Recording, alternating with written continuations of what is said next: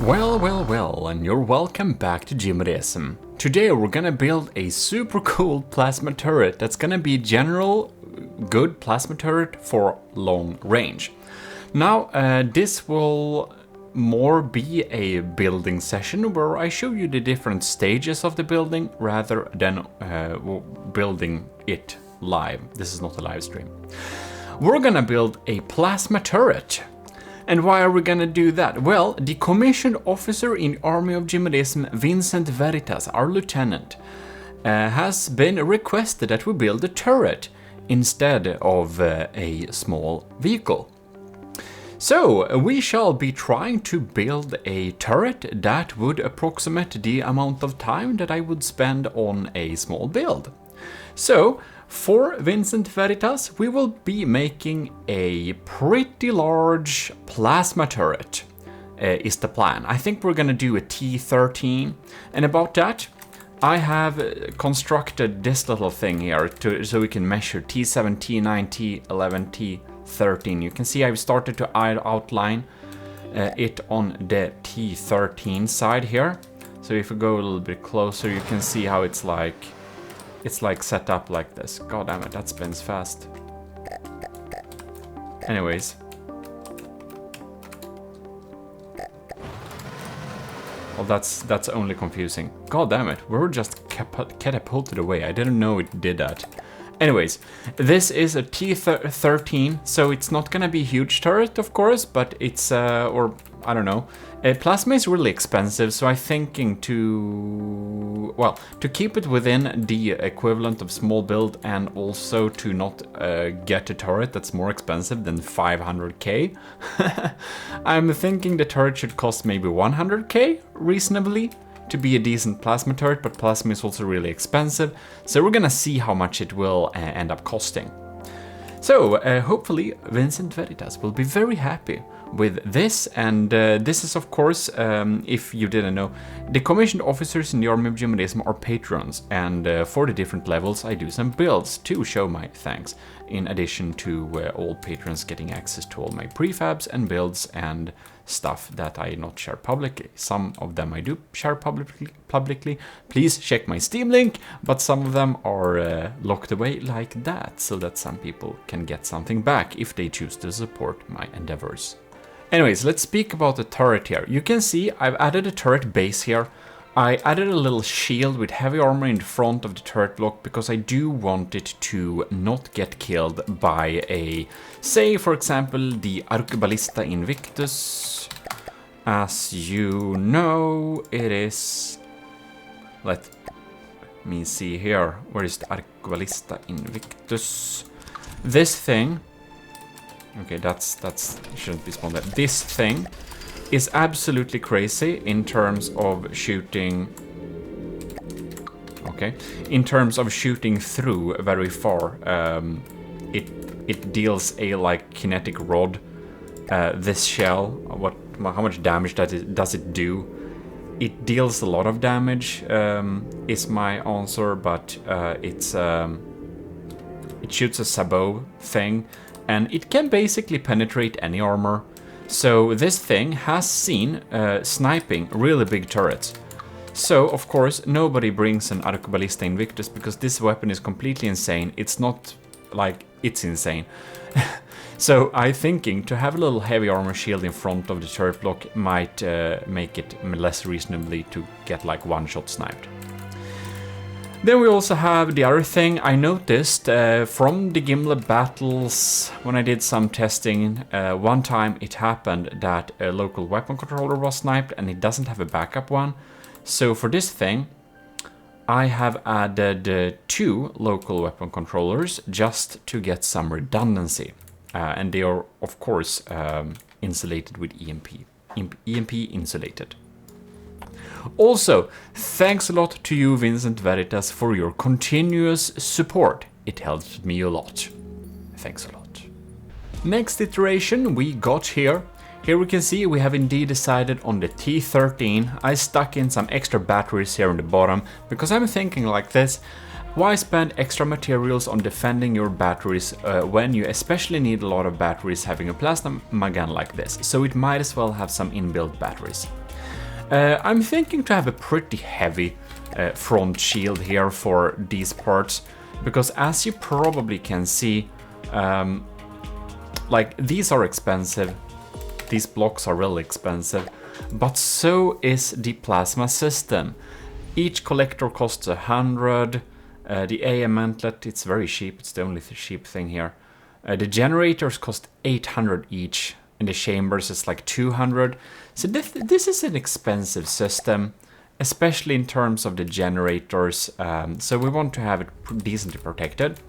I'm thinking we're gonna have a one-sided shield, so we're gonna have a little sloped heavy armor like this to make it survive some battering from the front.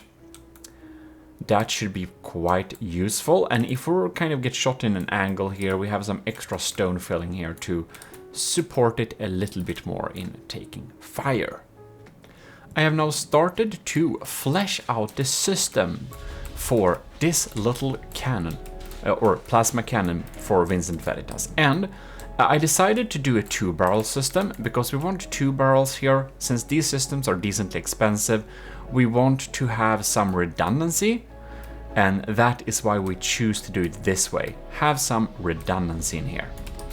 We also got some redundancy of not maximizing the space for generators, but also have some spaces for these chambers.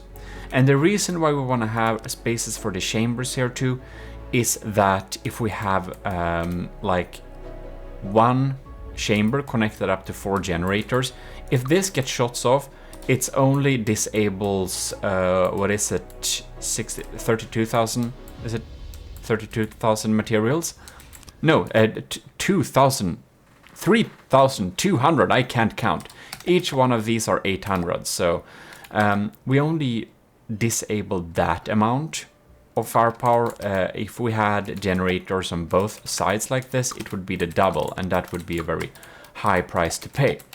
Also, the chambers gives us an initial boost of extra plasma charges, which might be useful when opening up the shots, and then we have a pretty decent and consistent rate of fire.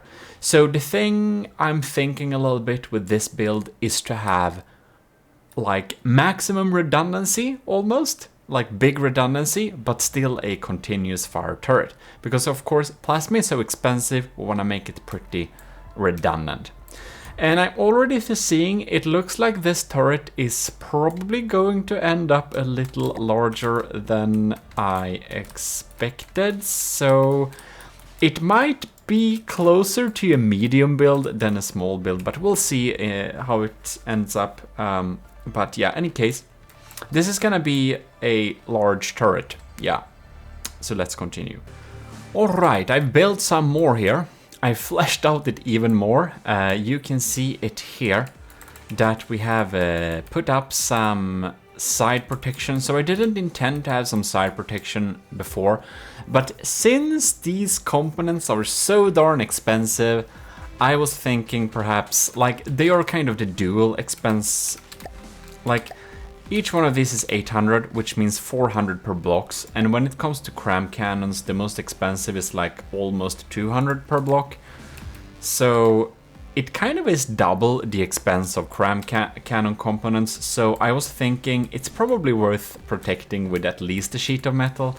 So I added a sheet of metal to the sides here, in case we have some stray, high explosive or frag damage trying to deal with us. We had some empty spaces here, and they are being filled up with just some extra batteries. I thought that was kind of reasonable to have. We have the surge protector in the base there, but so they might go for the surge protector instead. I'm not sure if they will, but it's pretty easy to check, right? I'll just do like this. Yeah, they went down to the surge protector, that's nice. Hope they didn't get down and kill the... Whoops.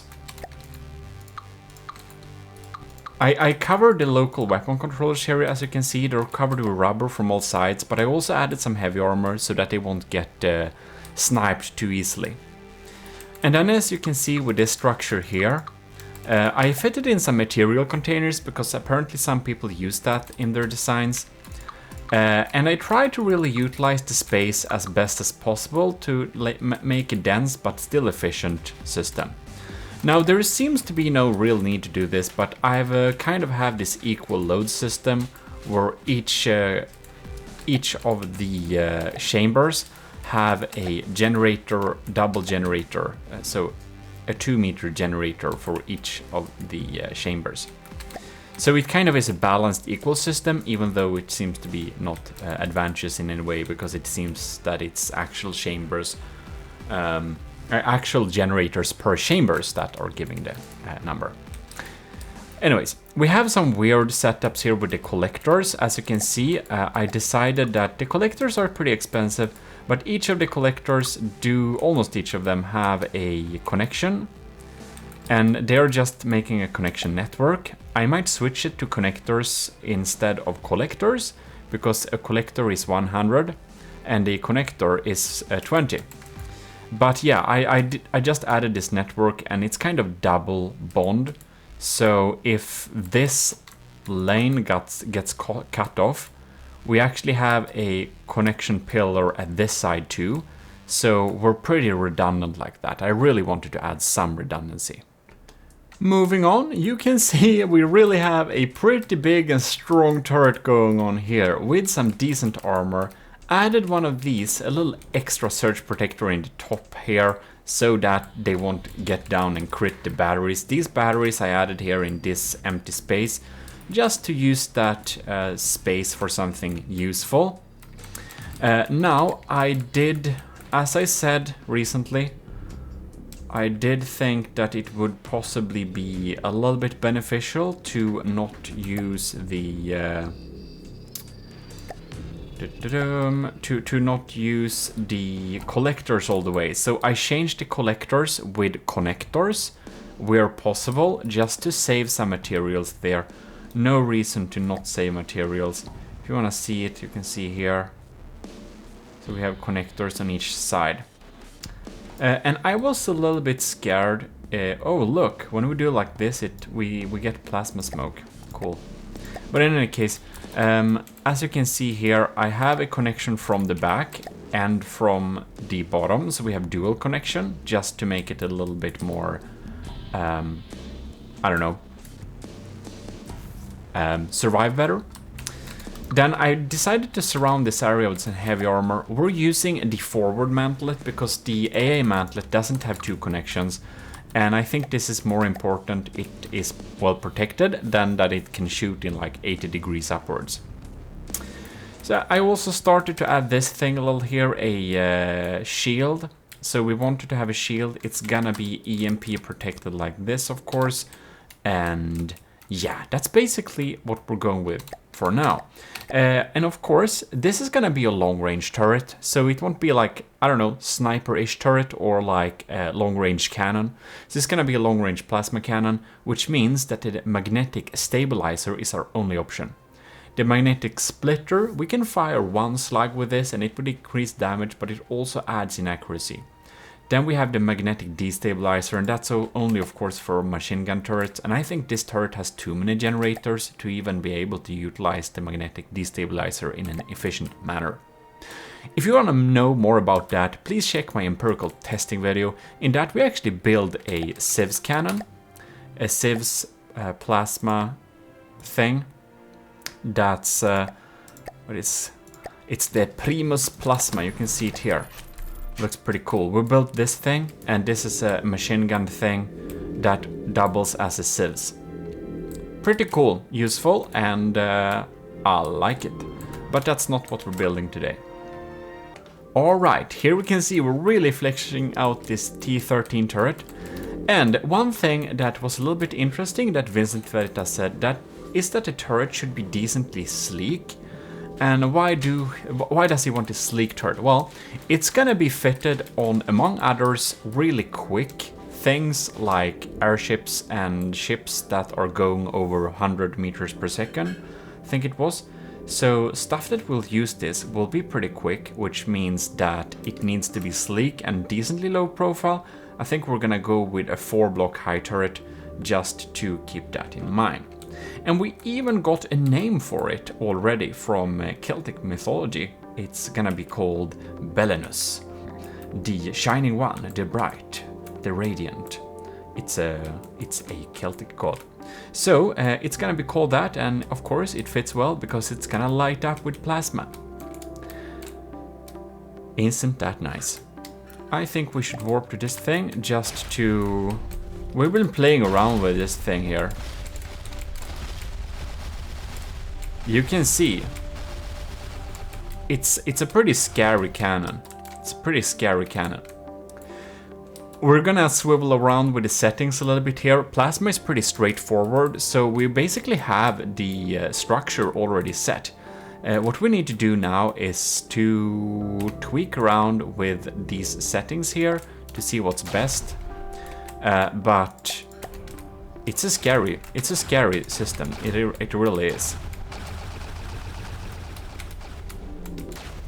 Bam. Let's just check here a little bit. This costs 137,000 each. So it's like it's gonna be expensive. Oh yeah, I think this is well, it's gonna be a good turret. It is. Ladies and gentlemen, I've started to find a design I quite like. So I will admit I've been sitting with this turret basically entire day and designing small details a very long time. So in any case, it's gonna have some inbuilt detection on the turret, and we're going to have 2 barrels, as said before, as you've seen. It was decided from the start, and that gives us some redundancy. You can see I added some cool plasma-ish details. The plasma color we have chosen is gonna be teal, so that's something we're really gonna deal with here. And if we just go like this, you can see there are different sizes for the shots we can select. So we need to find something that kind of fits it as best as possible to deal the maximum amount of damage. I'm gonna add some final touches to this thing, and we can play around with its looks. This is the max elevation of the turret, and I wanted it to fit in these sleek areas here, so that's why it is as it is. So we can really move around like this without it looking too weird. Very nice. Ladies and gentlemen, what do you like about this? Here we have the ish final design. I think it's the final design. I do want to incorporate the badge, of course. I haven't decided exactly where we're gonna fit it, either on the turrets or somewhere here in the back somehow. So I was thinking, I didn't do this before, I think, but it would be cool to have Vincent Veritas badge here. In any case, this thing, it has a radar tracker. I found that its values here, you can see we have a range error of 0.2 and goddammit, it requires very little general processing power. What happened to... Interesting. I didn't know the radar gimbal tracker was cheap in terms of that. In any case, 0.2 range error and 0.5 angular error. Coincidence rangefinders is of course a must to have on your build, but I don't like to keep them on the turrets because I think they look pretty shit on turrets, to be honest. So this is like a additional. It's not gonna be the only detection for tracking. Of course, I will rely on that. Folks using this turret will, especially Vincent, will have some other detection on the builds that are using them. It's just auxiliary detection to provide extra good measurements and stuff for the cannon. And then on the other side, we have the good old thrusty IR camera gimbal tracker, which gives 40 detections per minute. And that is if we meet a really quick enemy, we can track them and we can give some pretty darn like accurate in terms of bearing, angular error. Pretty accurate, but especially really quickly. So if we get a really quick aircraft swishing by, we should be able to target and shoot it down, because we build this on a, what is it? 5-meter turret. So even if this is a, like, let's see here. Even if this is a big turret, you can see we're like rotating pretty quickly from side to side here. So we can really target quick things with this too. But anyways, I'm pretty happy with the design. You can see the heavy armor things on the barrels here look pretty cool. The barrels are of course not protected all the way, but they have heavy armor a good bit. And then they are hidden inside of here. So the hexagonal thing is decoys, but this thing is like real heavy armor. So the barrels, even if they get shot off, it will still be able to shoot. Slower shells, yes, but it will still be able to shag out some plasma. So I think that's I think that's pretty neat and a pretty valuable thing to have. To protect your barrels some of the way, so that your firing pieces, or in the case of plasma that doesn't have firing pieces but only mantlets, won't be sniped too easily. So that's what I always do, and it seems to be working pretty good on the Gimli too. In any case, here we can see we have 156 charges. And if we go in here, I'm gonna show you these settings. So I've been debating a little bit on how to make this cannon be the best it can be.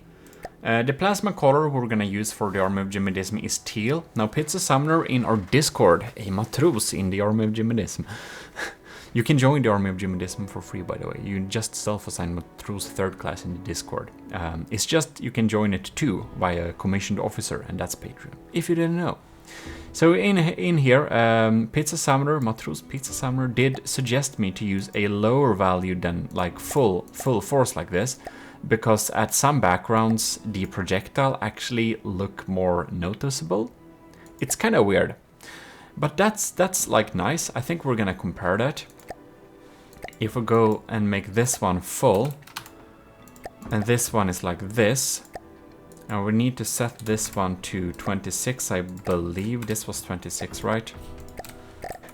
Yeah, and we're gonna shoot here. You can see, I don't know which you think is most visible, but I actually think this one, this one was more visible, wasn't it? Okay, let's shoot higher up.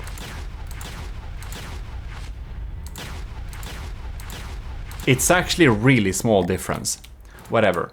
Teal is the color we're gonna use, because why do you think we used that? That's because teal looks so darn glorious with the golden color of the barrel that we like to use in the Army of Gmodism. In any case, this is gonna have a like fixed reload speed. I'm limiting the RPM to 500. And that's because the first volleys of shots won't come in a too quick succession, because I feel most people will leave it at 600, and not doing that gives this turret more character, is what I'm thinking. Temperature limit is, of course, at what temperature we should not fire the gun. And I'm actually thinking we're gonna lower this to like 500 too. I'm gonna see here, because I set the cooling to maximum. And I did that because if I lower the cooling, then the inaccuracy will be not as big of a problem.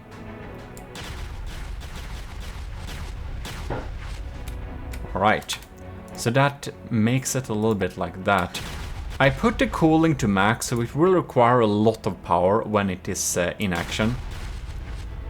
But really, the cooling, it's like, I put the cooling pretty high, yes, but we need the accuracy between the shots too. I think we're gonna set the RPN limit to... Oh, no, no, no, that's the wrong one. This one. I think we're gonna set it to like 700 or something. Having it at 1000 makes it really inaccurate though. I think that might be good. In any case, I set it to idle angle to 3. I think a really low but positive idle elevation angle makes the turret look so much more cool in general. I don't know if this did much. Let's keep it at a middle ground. And I'm gonna take these settings and paste them on this one. So we have the exact same settings here. So I'm just gonna save this for now. Alright. So the thing is here, we have 156 charges to go with. And what I was a little bit worried about, let's actually go and deal. If we go in here and we go to the plasma cannons and we say to use 156 charges per minute, no, per shot. So we're gonna deal a lot of damage per shot. Right. If we now damage this side, so that some are damaged, and we try to fire, oh, it still fires. Well, that's good. Because I was thinking, perhaps if you have the total charges at a set number, and you get damaged, maybe the total charges will kind of change. But apparently they won't, so that's good. Now it's apparently set to 144. That's really interesting though. If we repair this thing, it should be... Oh, that's weird. Anyways, if we set this at half, which should be 50, 20, 73, we should be able to fire 2 shots. Alright. And now I wonder what happens if we damage this thing here. This thing is still set to 73. Okay, that's interesting. So it will just be a little bit unbalanced then. Interesting. God damn it, you can see how insane the damage they do are. It's like pretty cool. So now we can fire 4 shots in quick succession. Bam! Just like that. And they just obliterate both of these sheets here. Since this is a flat testing area, they will of course deal a lot of damage, but they will deal kind of the same damage to the same area too. Now, synchronization works so darn bad, I would never use this if I don't absolutely have to. It's just so often that things don't fire when you use it, so I advise anyone to always keep it off, because there is just too big of a risk that it will mess it up for you. But I just wanna kind of compare some things here. If we have it at different numbers, it's gonna be different values, of course. But what I'm thinking is, what value can we have them at and deal like maximum effective damage? If we fire a fewer amount of charges per shot, then it will be more like a sandblaster-ish. And if we fire like a big, it will be like a super big thump pack, basically. Not really. The damage that plasma deals is different from thump, but it's similar in its effect. Alright, we're gonna do some tests here. We have set it up to fire the full 156. Ooh, that's a big hole! And this would have been absolutely devastating if this target did have not spaced armor. But the Gimli already had spaced armor, and that was really smart apparently. A developer did tell me that your armor scheme is lucky, because we're gonna add this, and we're gonna add a new secret weapon, he said, and it's gonna make the Gimli pretty good. The Gimli has an exterior layer of like 1 sheet of metal and 1 sheet of wood, and that's great against Hesh, and apparently plasma. But most people build really dense layers of armor, and those can get obliterated. You can see this is just confetti. Now this is a armor slab that's pretty strong. It should of course have some metal in front of it, but let's just fire it and we can see it actually goes all the way through and deals damage to interior components. That's really cool. This is of course the full blast, and since we'll have to think that people will start to do things in order to counter plasma, so more Gimli-like armor schemes will probably be prevalent. So 156 divided by 2, as we already know, is 73. So let's try this. And then we can blow through this very quickly, and if we hold the firing button, we can blow... we can't get really through this. But we did some good damage, we did. And how much is the likability that we'll hit at the same space 2 times?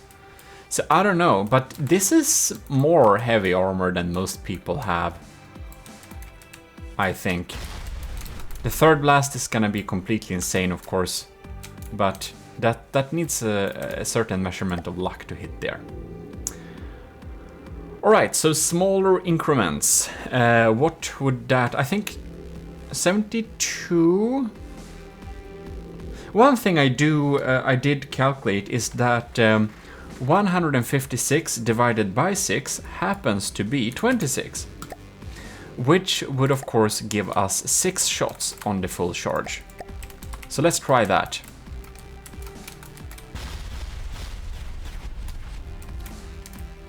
Oh!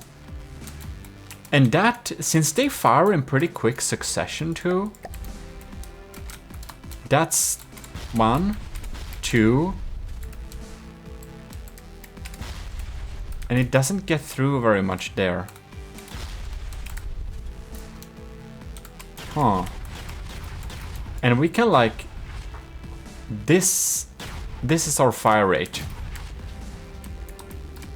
If we have... Let's see here.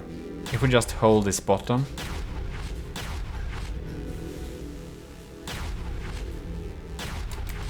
Yeah, it's pretty quick. By the way, I kind of make this projectile have max speed because I'm thinking what this cannon is gonna do, we want to deal maximum damage at range, so I thought to put the speed of the shells at max.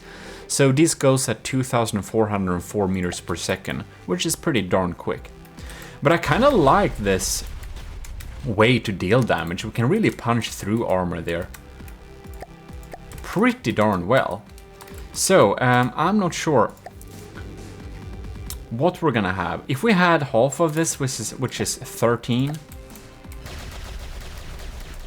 we kind of have a crazy sandblaster, more like a gravel blaster. Bam! It's pretty good damage though. It's gonna be pretty hard to choose. Now the good thing with this system is that the only thing you need to do to change the fire rate and stuff is to change how many projectiles you want to fire, basically.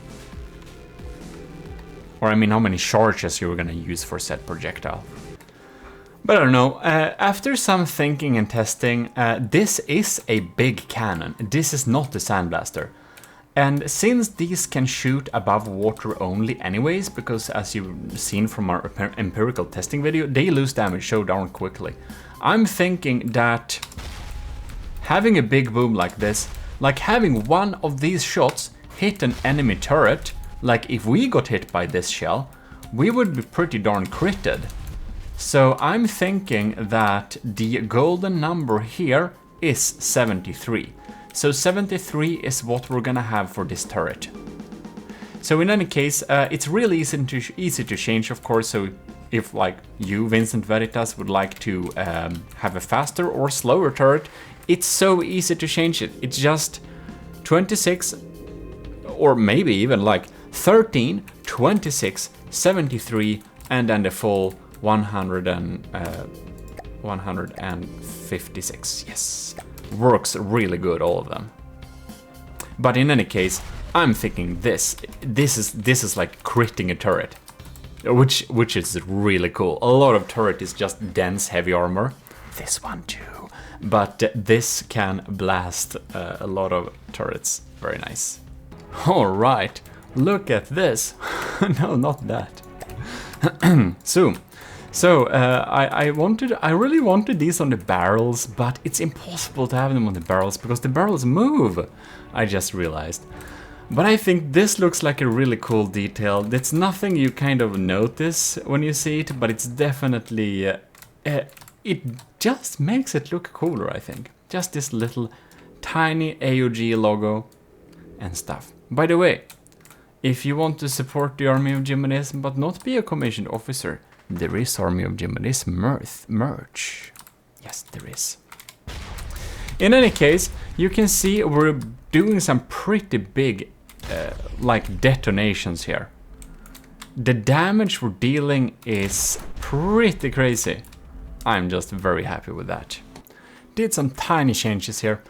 I just maxed out the energy used for cooling because this is only like activating when it needs to be, so it shouldn't add to like the total like energy consumed, because you can see current cooling is 0.1 degree per second. So yeah.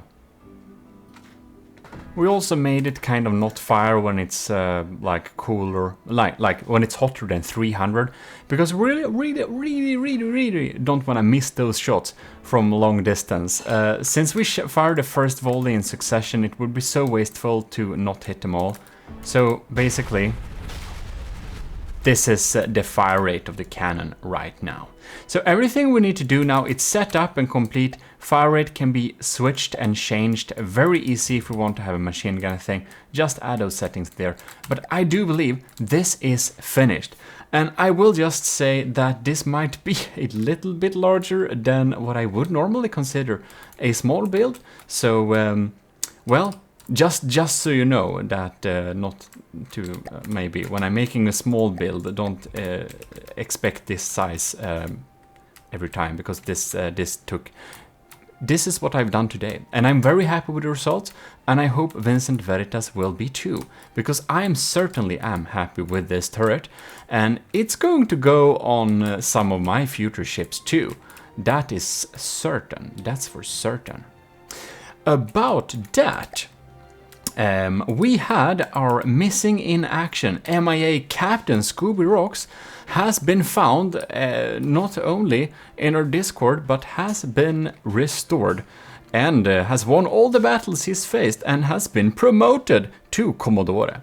So huge thanks to all the other commissioned officers: Admiral Super Dave, Commodore Scooby Rocks, Captain Y, Lieutenant Asteria, C2 Gravy, Parbag, Retailer Russ, and of course, today's subject, Vincent Veritas. I'll see you next time. I'm gonna save this. So here we have it, the Army of Gmodism Belenus Mark I long range dual plasma cannon. It's a T13 size X17. So there it is, and the final cost rolls in just shy of 300,000. Well, that said, I will say huge thanks for watching, and I'll see you in future videos. This is your host, Gmodism, and we're signing out with some beautiful blasts with this very strong cannon. See you next time, and do make sure you subscribe, and of course like the video if you liked it, and you can support me on Patreon, merch and other options. See you, bye bye.